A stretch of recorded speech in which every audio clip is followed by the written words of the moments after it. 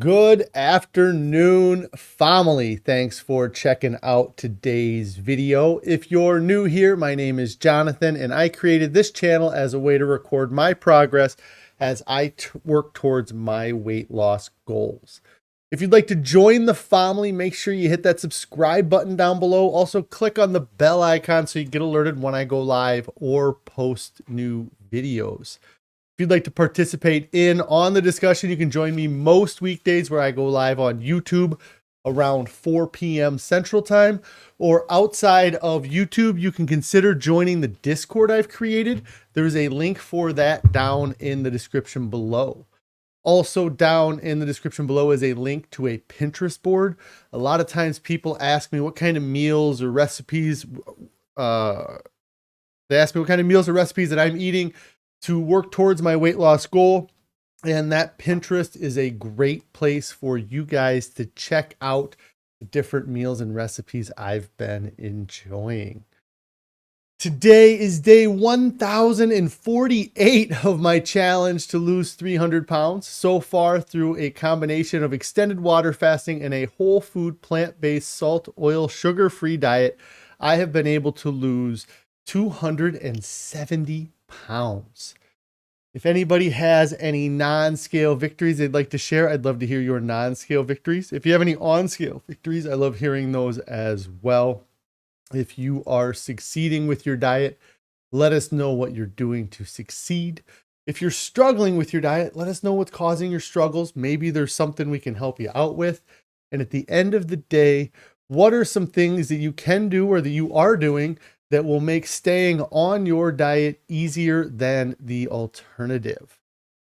I normally switch over to the main screen now, but I'm already on the main screen here. So I hope everybody had a wonderful day yesterday or afternoon since I was live last. Carrie's checking in already. Hi, Carrie. Says, Mr. Punctual today. Yes, I was pretty much right at 4 o'clock today. Not quite as busy a day as it has been for the last few weeks. So I was able to get on here about the right time. So yes, it's been crazy day yesterday. I ended up doing a little bit of running around at the end of the day. I had to go pick up some dog food, and then I had to run to another store and pick up some kid food, and then had to head home. Barbie's here, says, hi, everyone. Finally got you live. I am really encouraged by that channel. Thanks so much, Barbie. Yes, I hope you're doing great. I know you updated us yesterday. I hope things are still going as well today as they were yesterday. And I'm very happy that you're encouraged by my success so far. And I hope to hear about your continued success throughout the time that you're working on your weight loss goals. So thanks so much for checking in here. Today, I don't know how much I have to talk about again, like yesterday, but yesterday I did end up going for over an hour. So if anybody has any questions or has any comments they want to make, please leave them down in the chat below. Also, make sure you give this video a thumbs up, get a big old like on the video. It helps with the channel a lot. So that would be great. So yes, yesterday, just busy with that kind of stuff. Today, like I said, work was a little bit slower today. Tomorrow, I imagine, is going to be a bit of a crunch to get everything finalized for some tax stuff that I have to complete. But overall, pretty relaxed day. I tried to do some trailer wiring, which is always frustrating for me. It's something that I've had to deal with a lot over the years, working on hooking up trucks to trailers and electrical. So my mind was preoccupied with that for a while today, and kind of got to a point where I just had to walk away because I couldn't figure it out and it wasn't making sense. So a little bit of a frustrating day with that, but overall happy with how things are going. I did get a chance to eat some of my potatoes and broccoli today. After the stream yesterday, I ate my bowl here at work today I got to about half of it here. And so I should have a little bit more energy today than I had yesterday because I got some food in me here. The topic I was going to talk about today is just some weight loss secrets that I think people should know, things I wish I would have known before I started this, or things that seem so, to me now, they seem so like obvious. But before I started this challenge in this weight loss, I didn't know, or I didn't understand. And now that I have been eating this way for 1,000 days, I have a much better understanding of how a plant-based diet can really succeed for somebody, and has done wonderful for me. And I know there's a ton of examples of people out there that have had great success on a plant-based diet. And so I was going to talk about some of those things. And, you know, is a plant-based diet right for you? And I think that a plant-based diet's right for anybody. I think that it really helps our bodies to go back to eating whole foods and getting rid of the processed junk that we've been eating for years and years. And so I think that the biggest weight loss secret that you should know is that a plant-based diet is a diet that it's something that anybody can do. There's really no barrier to eating a plant-based diet. The most difficult part about this diet is the time involved with preparing your own food and taking care of, you know, getting things ready for yourself instead of relying on other people to make your food for you. That's, I think, one of the big issues that we have is that we put control of the food that we put in our mouth. We put control of preparing that food into other people's hands. And because we do that, we end up having a ton of extra calories and extra chemicals and just things that aren't necessary in our food. Because a lot of times the people we're paying, or the people that we're having prepare our food, we're paying them to do that. And they want us to continue to pay them to make our food. So they make the food as rich and as dopamine stimulating as possible. And that just, it ticks up and up and up. You know, as one company sets a line and says, we're going to put, 10 grams of sugar in our drink, the next company comes in and says, we're going to put 12 grams of sugar. And then the first company comes back and says, well, now I need to do 14 grams of sugar. And then a third company comes in and says, hey, we're going to put 20 grams of sugar in these drinks. And it just keeps going up, because every time they add a gram of sugar, they see their share of the market increase. And that's what they want. They're there to make money. They have no incentive to make healthy foods for you. So when you allow other people to make your food and to process your food, you take that control away from yourself, and you also put yourself in an environment where the people who you are allowing to prepare your food are competing for your dollar. And in order to get your dollar, they just keep making it more stimulating and more stimulating, so that you come back and you keep spending your money with them. And so I think that a huge part of the success that we've had with our plant-based diet, or that I've had and Carrie, my wife, have had, has been because we've wrestled back control of preparing our food. And it is more difficult, it is more time consuming, but the extra time it takes for us to make this food, we get back tenfold in the longevity that we're going to have. You know, if we had continued to eat the way we were eating, we were both heading down a road that was going to put us in an early grave. And by wrestling back that control and taking the time to prepare our own food, we've extended our lifespans dramatically. And so that's something that I think that everybody should work towards, preparing your own food and wrestling back control of what you eat from the industries. And it's difficult to do at first, but you can eat pretty simply when you first get started. And then as you get better, or as you get more comfortable with eating this way and the foods that you're preparing, the foods, you'll get better and you'll be able to make more complex meals throughout the time that you're losing weight and you're learning how to eat this way. It's not an immediate kind of thing. And that's something that we all have, this sense of urgency when it comes to weight loss. We all want to lose the weight as fast as possible. And that urgency causes us to do things that are extreme. And when you start doing those extreme things, then it gets hard to sustain. And that's something that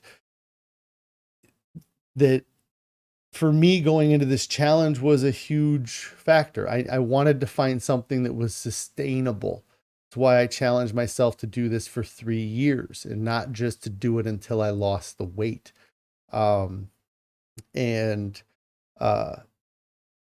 It's hard to get out of that mindset of getting it done as fast as possible, because it's the way I think it's just human nature to want to get it done right away and to see the immediate success of it. And you have to realize that you didn't get overweight immediately. It took years and years, and to become healthy or to get to a healthy weight, it's going to take years and years to get to that point. And you have to be patient, and you have to be willing to fail and then pick yourself back up and succeed, you know. And as long as you're continuing to work towards your weight loss goals, you're not ever really failing, you know. And for me,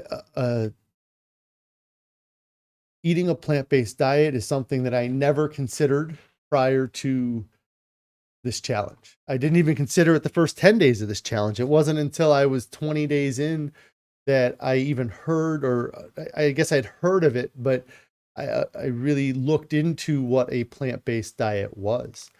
And I was skeptical at first. I really didn't know if it was going to work, but I thought that for years, I thought, you know, I'd do anything to lose the weight. And I'm sure many of you have said that or thought that I'd do anything to lose the weight. And I was talking to a friend prior to starting this, and they had mentioned doing a potato diet or eating a vegan diet. And I told them there was no way I would do that. And it's contradictory to say I'm willing to do anything to lose weight, but oh no, I won't eat a plant-based diet. You know, like, you're not willing to do anything then. And so I opened my mind up and said, okay, I'm going to give this a chance and see what happens. And within the first few weeks, I really started to see the benefits of eating this way. And then at that point, the food started to taste better. And that's when things got much easier, and it made it so that I was enjoying my diet and I wasn't dreading my meals, which is something that I think happened in a lot of the diets I did before is I would start dreading the food that I was going to be eating because I was eating such a low volume of food, and then it was the same thing all of the time. And it helped me to lose weight, but it didn't help to keep the weight off. It was unsustainable. And Carrie says, it seems extreme to people, but it isn't really, it really isn't once you are living it. Yes, it seems extreme. When I tell people that I'm on a whole food plant-based diet and I don't eat anything with any added salt, oil, or sugar, they just start thinking of all the things you can't have anymore. You know, they think of the well, obviously the meat and the dairy and the eggs, but also the potato chips and the French fries and all of the, fried rice and, all of the really everything I used to eat. There's nothing about my diet that is the same as the diet that I used to eat. And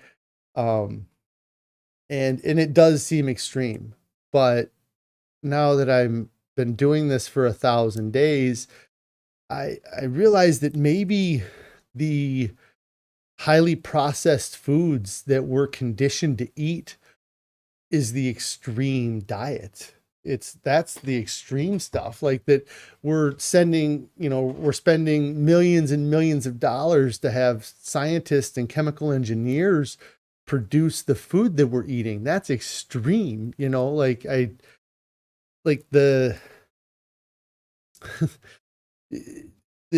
you were to put an apple in a bag of Cheetos in front of somebody and say, eat one of these the rest of your life, and people would think that the apple diet was more extreme than the Cheeto diet. And it's crazy. We think that we have to have all this stuff, and so much of this stuff didn't exist 100 years ago, 200 years ago, 1,000 years ago. All of the foods that I ate prior to this challenge and switching to a whole food plant-based diet didn't exist. There was no, there was no processing of foods like this. But now the foods that I eat, I believe those foods existed. They may not have existed in the exact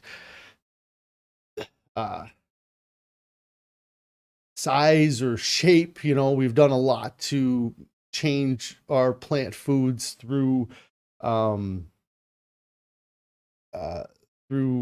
years of growing them and modifying them that way. But it's still, there were potatoes 1,000 years ago. There was celery 1,000 years ago. There was carrots 1,000 years ago. There wasn't Cheetos 1,000 years ago. There wasn't Oreo cookies 1,000 years ago. There wasn't Skittles 1,000 years ago. And those were all things that were part of my diet, like they were normal, like they were supposed to be. And when I would get presented with something like carrots and celery and rice, I would turn up my nose and I would say that I couldn't eat that stuff. And so it takes a mind shift change that happens over time. It's not an immediate change. What's this? Let's see.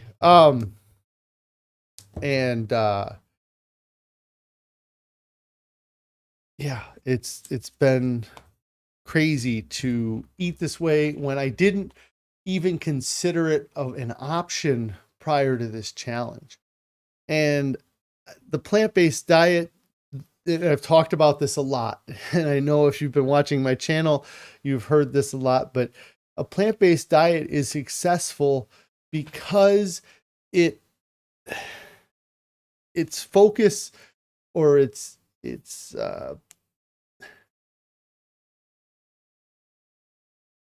the underlying reason is because you're changing the calorie density of the food that you're eating.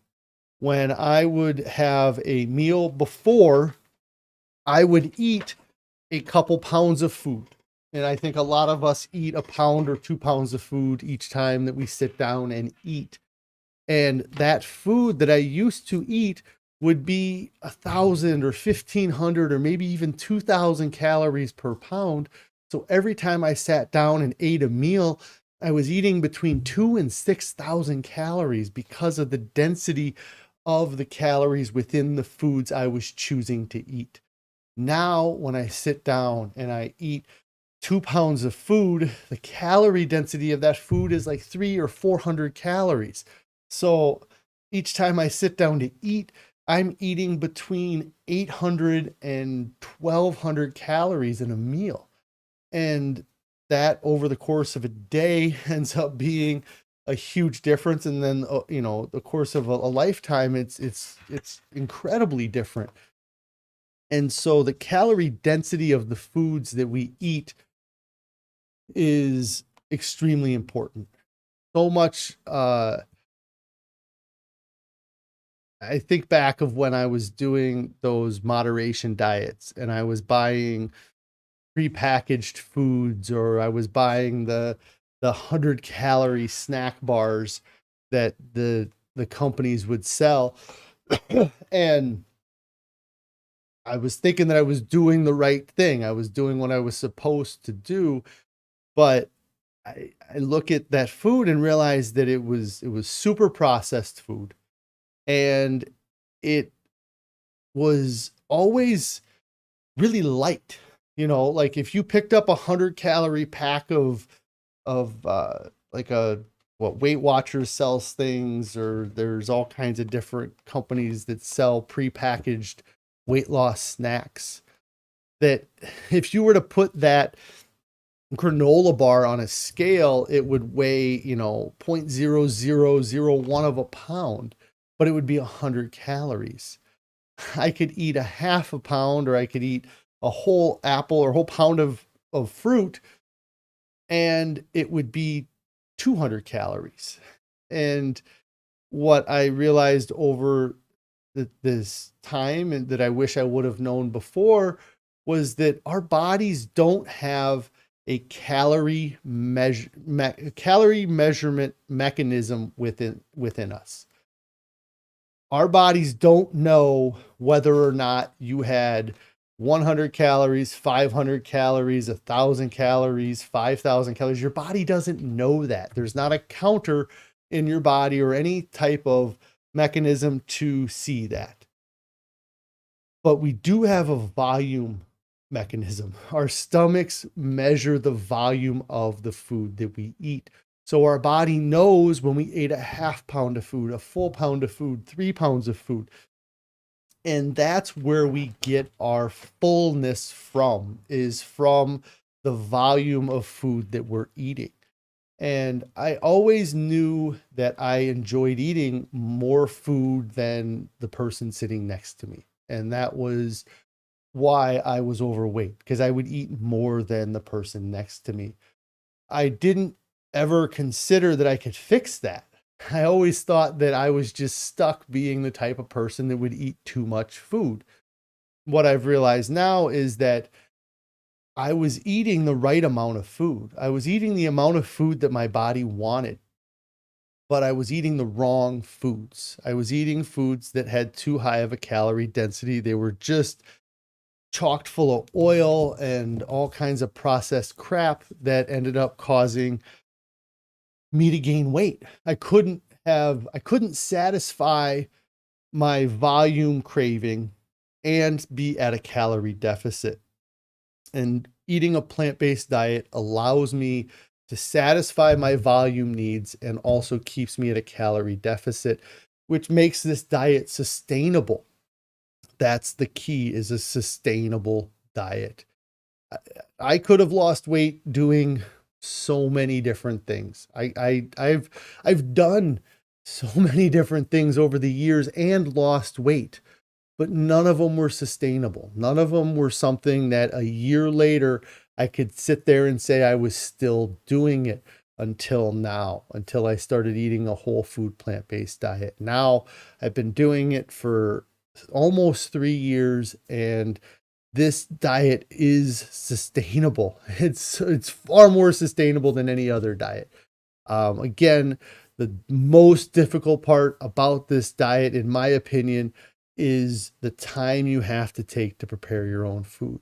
But it's worth it. It's worth it because the time you get, it's a worthy investment to spend time preparing your own food. And that's the other thing I kind of alluded to is the volume eating. I eat a large volume of food.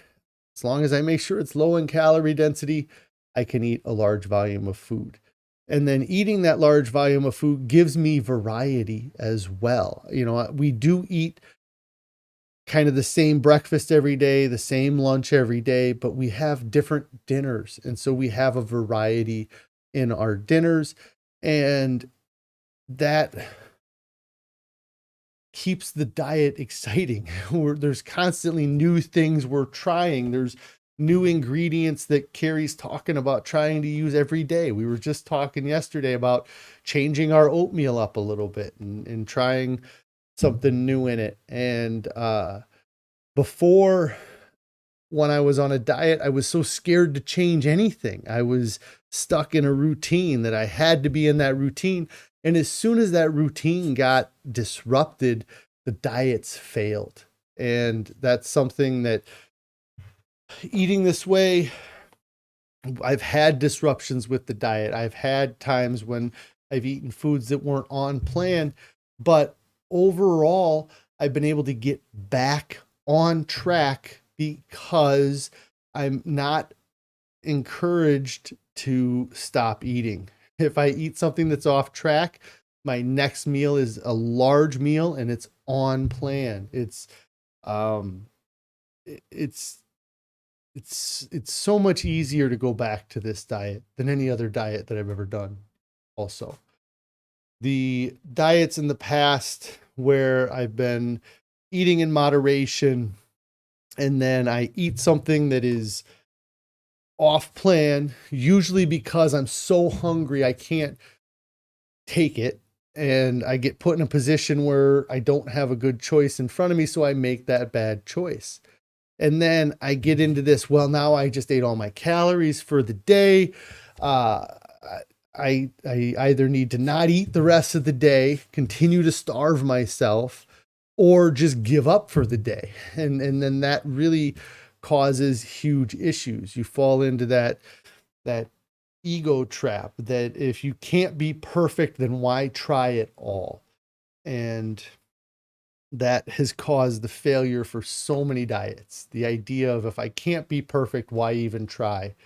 And so you have that off-plan thing at lunch, and then it just wrecks the rest of the day. And that you need to get away from that mindset. You need to realize that you can't be perfect. I don't know that there's anybody that can run around claiming perfection with eating this way, but you can strive towards it.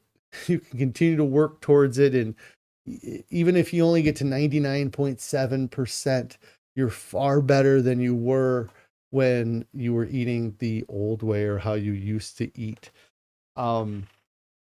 And so that is a couple of the things that I really, calorie density and volume eating are going to be my two biggest points that I really push for anybody to understand, because I don't think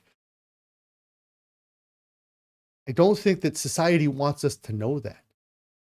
Because if we start focusing on calorie density and volume eating, then all these manufacturers go out of business. They lose us as a customer, and so they try to hide these from us, this way of eating, because there's no profit margin in these potatoes and broccoli. Carrie was just saying that the grocery store has the potatoes for like $4 for 5 pounds. So it's less than $1 a pound. The broccoli we get is individually bagged, so we pay more for it. and we're getting 12-ounce bags for just over $1. So for me to eat 2 pounds worth of food in my meal, we're spending $2, maybe $3. And there's no money in that.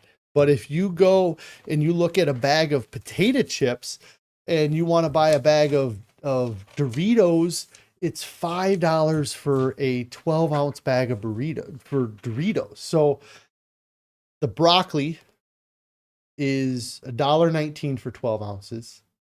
The Doritos is $5.99 for 12 ounces. I'm spending 5 times more for the Doritos than I am for the broccoli, but I'm getting the same volume of food. Granted that you're not going to get the same dopamine hit from the broccoli that you might get from the Doritos, but it's so satisfying. Like, and I never would have thought that I would enjoy broccoli. Excuse me. I was trying to eat a bunch of this food before stream, so it's got me all burpy today. But yeah, it's that difference, that 5 times that's profit for that company. The bag of Doritos that they're charging you $6 for has less than a pound worth of potatoes. That's made of corn. I don't even know what corn it is, but let's change it to Lay's potato chips then, since it's a potato. For a pound of potatoes, we're spending less than $1. For a pound of Lay's potato chips, you're going to spend $5 or $6. And that potato didn't cost that company $1 that they made that pound of potatoes that they made those potato chips from cost that company 50 cents. But because they slice it and they crinkle it and they fry it and they salt it and they bag it, they get to do this huge markup on the product. And so that creates profit, which is what keeps the businesses running. And so if they were to start encouraging people to eat just plain potatoes, all these companies would go out of business. So they don't want you to look at the food from a volume standpoint. But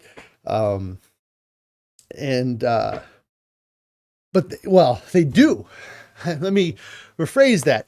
They don't want you to look at the weight on the bag, but they will take that bag, fill it half full of potato chips, and then blow the bag up with air. So when you go to the grocery store, it looks like you're getting this huge bag of potato chips, when in reality, you're just getting like 2 potatoes sliced up and fried and thrown in a bag. And I never thought of food in terms of volume before I started this diet. And now I realize that should be how we are all looking at food, is in terms of volume, because that's where we get our satisfaction. That's where our satiation and mechanism in our body is based off of volume and not off of calories. So you have to change your mindset to eating a larger volume of low calorie dense foods. Some of the other things that I've learned over this time that I've been eating this way is that not only do we not need animal products in our diet, which was extreme to me. The idea of not having meat every day or in every meal seemed very foreign when I started this challenge. Now I can't even imagine having those things in my diet. But even more so than not needing to have animal products in your diet, you don't need to have salt, oil, and sugar in your diet. And that's something, to me, again, seems extreme, but our ancestors didn't have salt, oil, and sugar like we have it now. They may have been able to get some sources of salt and sugar, but they didn't have seed oil. They weren't sitting there taking olives and squeezing the drop of oil out of them. They weren't, taking corn and extracting the syrup out of it and, or the oil out of it. They were just eating the whole food, and they were getting salt, oil, and sugar through the whole food. It wasn't added on top of the food. And the idea in our modern era or society, the idea of not eating salt, oil, and sugar really gets people riled up, like unbelievably. And I think about it as it's like we're addicted as a society to salt, oil, and sugar. And you can convince people to get rid of the oil pretty easily. It's a little bit tougher to convince people to get rid of the sugar, but they do, because you can attach calories to that sugar and say, well, if you get rid of the sugar, then you'll have fewer calories. But the salt is something that I just, it seems crazy to me that our society is so convinced that you need to have salt and you need to have sodium in your diet. And I don't know why. Like, again, we didn't have salt shakers on our table 1,000 years ago, even. It wasn't something that we would have had ready access to like we do now, but we survived. We got to this point. We made it through thousands and thousands of years without salt or added salt in our diet. I understand that you may need sodium in your life, but you don't have to add sodium to your food. The food that you eat has sodium in it, and you can survive off of that level of sodium. And it's crazy how much we believe we have to have salt, oil, and sugar. And that, also that salt, oil, and sugar is what makes the other foods that I cut out of my diet palatable. The idea of eating a steak or hamburger without any added salt, oil, or sugar does not appeal to me. I couldn't even, it doesn't, it just seems crazy that, people say you have to have meat, but then you say, okay, well, have the meat without salt on it. And they would lose their mind, like the dairy that we get, the cheese has got all kinds of sodium added to it. The ice cream has sugar added to it. It's not, we're not running around just drinking straight milk. We're doing stuff to it. We're processing it. We're changing it. And the idea of having these foods without salt, oil, or sugar makes it really unappealing to me, I guess. And it's hard to break that mindset. It's hard to realize that that you don't need those. And again, salt, oil, and sugar are where the companies make profit. That bag of Ruffles or the bag of potato chips that you get, there's only so much they could charge you for potatoes if they just slice potatoes up and put them in a bag.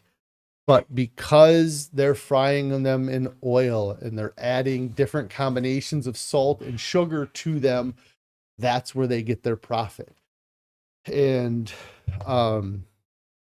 that is how they, and so making you believe that you need salt, oil, and sugar in your diet is how they make money. Again, if you realize that you didn't need salt, oil, and sugar, then you wouldn't need to pay those companies to make these foods for you. And then they lose their market share, they lose their profit, and they lose you as a customer. And they don't want to lose you as a customer because how are they going to feed their kids, right? Without your extra money. So it's hard to wrap your head around the idea that you don't need added salt, oil, and sugar in your diet. But once you can, it is incredible. The difference that I notice in my body when I don't have salt is unreal.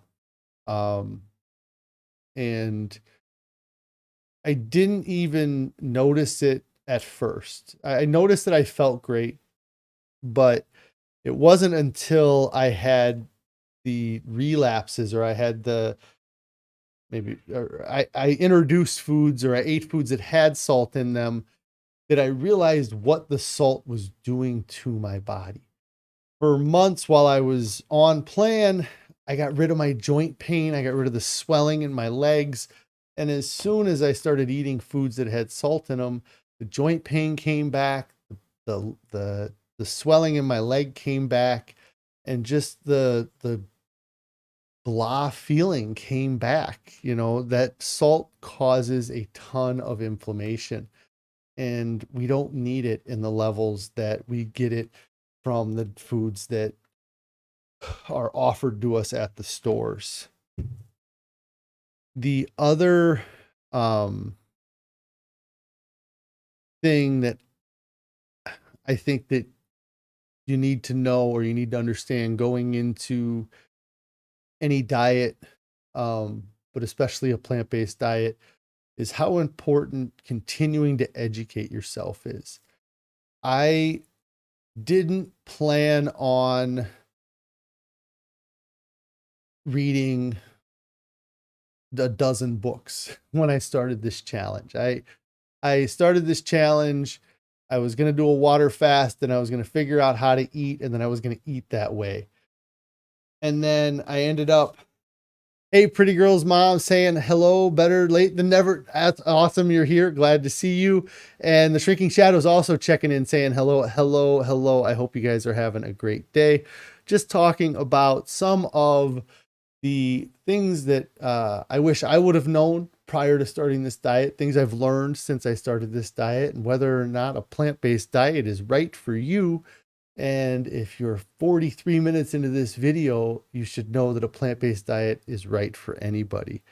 But what I think that has helped me succeed is that or another thing that's helped me succeed is that I have continued to educate myself, and I've continued to invest in other people's knowledge, or learning other people's knowledge, to make eating this way easier for me. So many times in the past, I would watch some videos of somebody who lost weight, or, I would read a book. I would read, and maybe I'm curious if anybody else has ever read, what was his name? I think it was Dr. Ian Smith, the Fat Smash diet. That was one of the diets that I did. I'm trying to think. There was other books I read, or other things that I read, that were these diet programs, these diet plans, get your workout DVDs, or, audio tapes. And there was a finite amount of information on the Fat Smash diet. Let's say that one in particular. The entire diet comprised of probably 100 to 150 page book. And there was nothing before it or after it. It was just that amount of information. But with a plant-based diet, there's so much out there.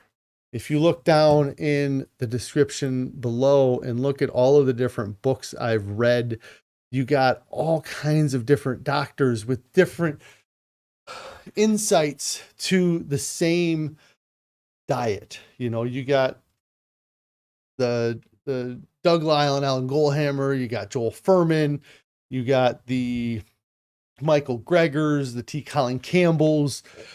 All of these people have just this wealth of knowledge that they are sharing out there, and you can learn so much. And it was, like I started to say, it was not my intention to read all of these books, but once I decided to eat this way, and then I stared at the pantry for 5 minutes, scratching my head, thinking I have no idea how to make any food make any of this food or eat this way at all.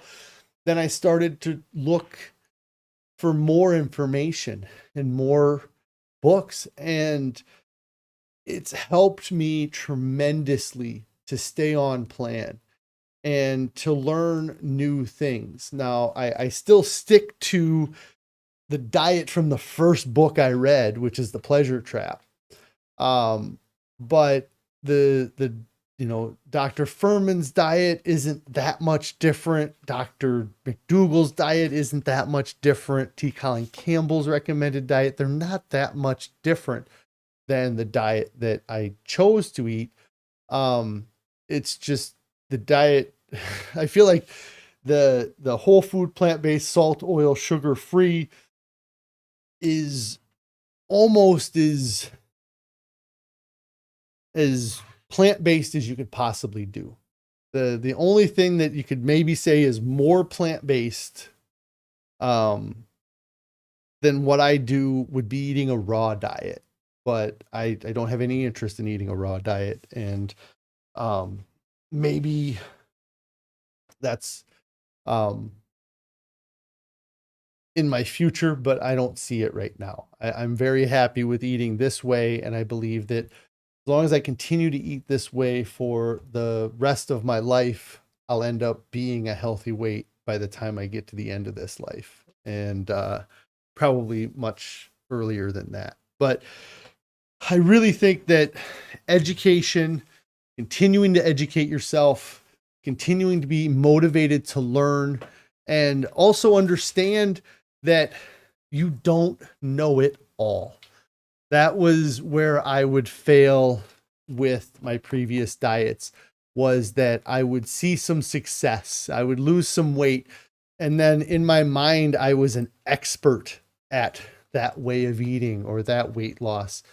And it took eating this way and going through this challenge to realize that I don't know it all. And there's even though I feel like I've learned so much, there's still so much more that I haven't learned. And so I continue to try to educate myself. And I talked yesterday, I'm going to start listening to this Blue Zone book. And it was something that I got motivated to read this book because of the documentary or the Netflix series that we watched. And had I not seen that series and educated myself, there were things I wouldn't have learned that I believe are going to be important for my success going forward. I think that having an active life is important. Having an active social life is important, but I wouldn't have thought that prior to watching that documentary or reading these things. I wouldn't have thought that they were that important. One of the things they talk about that's an important thing in the Pleasure Trap book is sleep.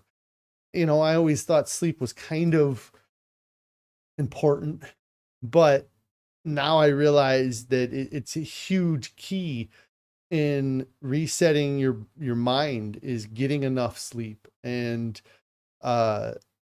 it's not something, it doesn't seem like that's what makes you fat. Not sleeping enough can't be the reason why you're overweight. And it might not be the 100% reason why you're overweight, but it might be why you have 10% of the extra fat on you that you have. And so there's a lot more that goes into weight loss than just the diet alone. It's the lifestyle that you live that also contributes to your weight loss. Pursuit of Wellness says here that your friend got a low sodium test and they told her to add, weird, right? But saying very little because the body only takes so much. So the extra is definitely not needed. Yeah, there's, we can get into into the weeds when it comes to blood work. I believe that you should not ignore your blood work if you get blood work done. But blood work is a snapshot, a moment in time of what is going on in your body. I could go get blood work done right now and get the results. And then 24 hours from now, I could go in and get blood work again, and I could get completely different results. And it's because you're just looking at that little sample of blood in that singular moment. And maybe they had low sodium in that moment, but unless they're getting daily blood tests done or weekly or monthly regular blood tests done where they can see a pattern or a trend of low sodium, it's dangerous to take advice from the one blood test. Maybe that one time they were low in sodium, but all of the other times they would have had their blood work. Maybe they knew they were having blood work done, so they fixed their diet for a couple weeks because they knew they were going to get their blood work done. I know people that do this where they get a doctor's appointment where they're going to get their blood done. So they're like, oh, I need to be as healthy as possible for the next 2 weeks so I have the best blood work results possible. And then they go in and they get their results and the doctor says, oh, well, this is a little off, or that everything's great, or whatever they say. But their advice is based off of that person changing their life for the 2 weeks prior. And then as soon as they get the good blood work or results, then they go back to the way they were eating before. And so they're measuring themselves unfairly. They're giving themselves this unfair bias because they temporarily changed their life leading up to that blood work. And then the other side of blood work that I also have a little bit of I don't put too much stock into it, is that they have these ranges that you're supposed to be within. But these ranges are for all of the population, but not all of the population eats the same or lives the same lifestyle. And so to say that somebody needs X amount of sodium to be healthy is putting too broad of a stroke on the population, because there may be people that eat. I guess what I'm getting at is that I believe that different diet groups, if you were to put people into different diet groups and say, okay, you have people that eat a mostly animal product diet over here. You have people that eat an omnivorous diet here. You got people that eat a Mediterranean diet here. You got people that are eating a paleo diet here, and people that are eating a vegan diet here, and people that are eating a whole food plant-based diet. And you were to study those individual groups, I believe that each of those groups would have optimal levels of those readings.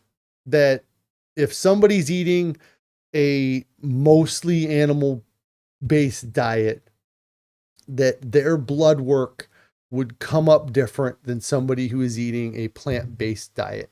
On average, if you took all of the people eating, let's say paleo, just because it's all of the people eating a paleo diet, and you measured the healthy versions of those people, I guess, and said this is what their blood work numbers are. And then you took all of the people eating a plant-based diet and you found out what their healthy levels of these things are, that they would be different. They might be close, but somebody who eats a plant-based diet should, from what I understand, likely have lower cholesterol scores. And if somebody was eating a plant-based diet, but then their cholesterol was on the high end of the acceptable range, that maybe there's something going on with that person.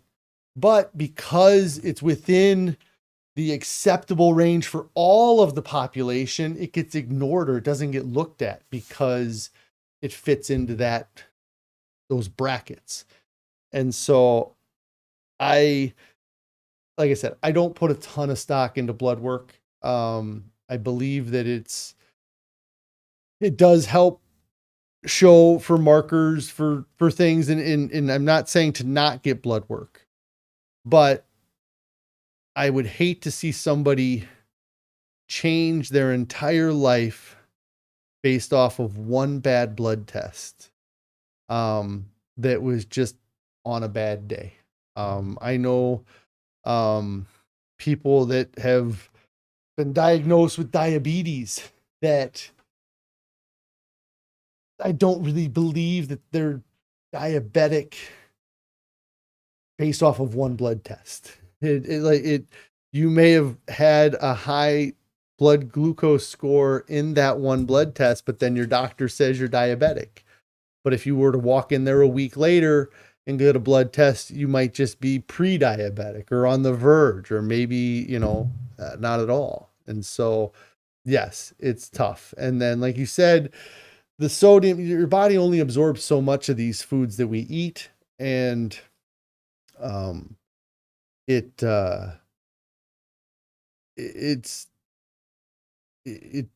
unnecessary to supplement sometimes. So yes, that's my spiel on blood work, I guess, is, I've had my blood work done. My numbers have come up great. Really, I've never had a bad blood test in my whole life. Like, I've never had a doctor say, even when I was at 400 pounds and I had my blood work done, the best they could say is that my vitamin D level was low. But that doesn't mean I was healthy. It just means that my blood came back within these acceptable ranges. And you can't put all of your eggs in that blood work basket. So, what was I talking about before that? Education. Christy's checking in saying hi. Hi, Christy. Hope you're doing great today. Education, learning, continuing to learn, continuing to strive for knowledge has been a huge factor in the success for me with my weight loss. And so, yeah, those are some of the things that, I wish I would have known going in that this would be so important. It might have made things a little bit easier for me.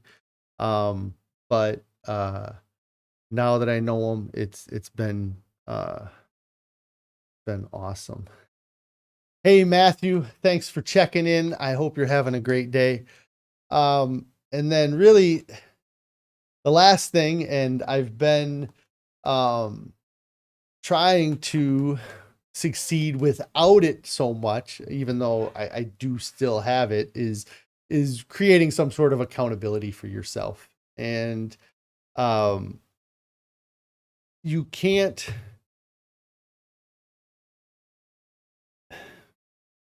for me, I tried so hard to hold myself accountable before I started this challenge, before I started this channel.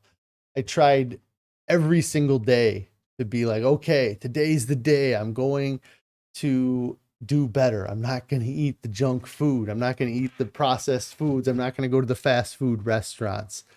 And I would do, it would be the same thing every single day. It would be, I'd hold myself accountable for the first half of the day. But then by lunch, I was giving myself an excuse to go off the diet I just started that morning. Or within a couple days of trying a diet, I would just go back to the way I was eating before, because the only person that I was disappointing was myself. And I got so used to disappointing myself that it wasn't anything I felt bad for doing. And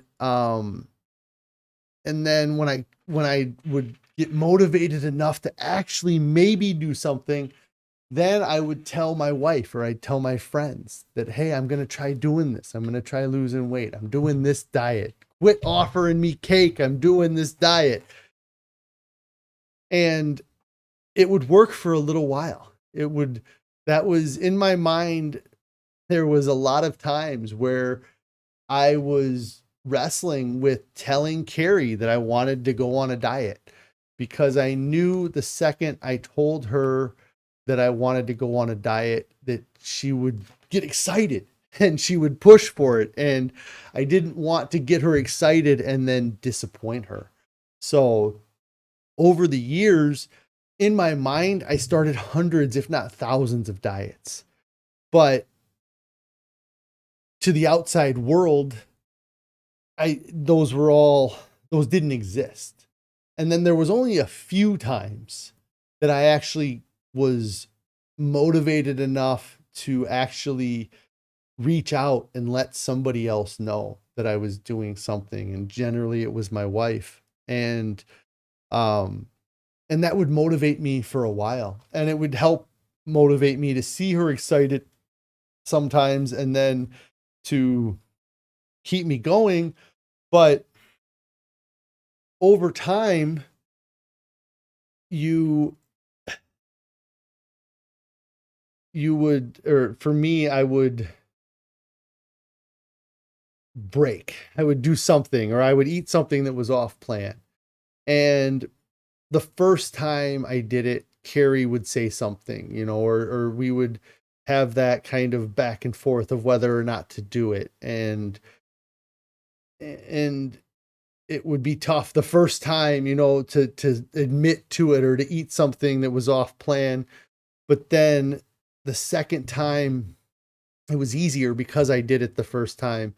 And your loved ones, they only want to see you happy. And if you are eating a certain way and then you eat off plan, they may say something the first time or the first couple times, but they're not going to continue to nag you.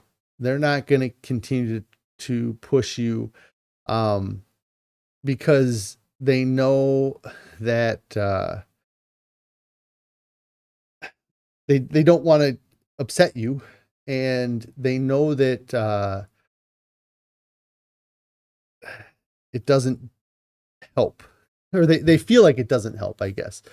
And it gets to a point where they're only going to hold you so accountable. And so it's hard to do that. But for me, I think that the accountability platforms, and a big reason why I started this challenge was because I saw success through programs like Weight Watchers, or when I went to my doctor and he had a Thursday night weight loss meeting. I saw that accountability work within me, that I wanted to go to these meetings and I wanted to have this success and I wanted to show that success to other people. And that was a big reason for me starting this challenge, was to hold myself accountable to strangers. And I don't know what that, I don't know what that means for you guys, like, I think that if you have the ability to start a YouTube channel, I think that it's a great accountability platform. Instagram, another place that you can, it's all these social media aspects, or all these social media, platforms, gives us access to accountability like we've never had before. And I believe that it is, been a huge part of my success, is having this platform and getting on here and holding, being held accountable by the people that watch me. And it's, if it's, you don't have to do social media, but maybe it's finding meetings. Maybe it's finding some sort of place where you can be in front of more people and have them help hold you accountable. Because I know I have hundreds of people watching me, and they all want to see me succeed. Some might not want to see me succeed, but they're the ones that are probably holding me the most accountable, is the ones that want to see me fail. So that's something that is important towards weight loss. I think that it's too hard to do it on your own, and you need to reach out. You need to be, yeah, maybe that's what it needs to be, is that you just can't. I don't think you can do it alone. I think that if you could do it alone, then you would already be skinny. And there may be people that can do it on their own, but if you're like me and you were 520 pounds, I just couldn't do it. I couldn't do it on my own. And so having this channel has been huge for me, and putting myself out there, and also, and a ton of this too is still on my own, like I could hit the delete button on this tomorrow and it would all be gone. But I hold myself accountable, not only to myself, not only to you guys that watch me, but I also think about the people who haven't found this channel yet, who haven't seen this challenge, or this, haven't seen me do this yet. There's hopefully hundreds more people that don't even know who I am, that I hold myself accountable for. Those people who are going to eventually stumble upon this channel, and hopefully it helps them with what they're trying to do. So yeah, those are really just a few of the things that I wish I would have known. There's all kinds of things I could get into with digestion, and yeah, I could go on for days, but I am going to wrap it up here for today. I do appreciate all you guys who have been here this whole time, and everybody that's in chat here, the conversation. I appreciate everybody. If you have not subscribed to the channel, I would really love it if you did get subscribed to the channel. I just broke 2,100 subscribers, which is awesome. Very happy with that. If you could give this video a thumbs up, that would be awesome as well. It helps spread the message to other people. and hopefully it will help somebody else get started or keep them going on their weight loss challenge. Also click on the bell icon so you get alerted when I go live or post new videos. And if you have not started your diet yet, get started right now. There's no reason to wait. There's nothing coming up this weekend that's more important than your overall health and well-being. And what are you going to do next year or next month when this same event comes up? Are you going to put your diet to the side for this event the rest of your life? Well, that's probably why you're in the position that you're in. So get started now. There's nobody that reaches their goals, looks back and wishes they would have waited. So I will talk to you guys on the next one. It'll probably be Monday. I don't generally go live Friday, but we'll see how tomorrow goes. Pretty Girl's Mom says, have a good evening and weekend, everyone. Yes, I hope everybody has a good evening and weekend. Thank you again for following along with this challenge. So see you guys later. I gotta find my mouse. There we go.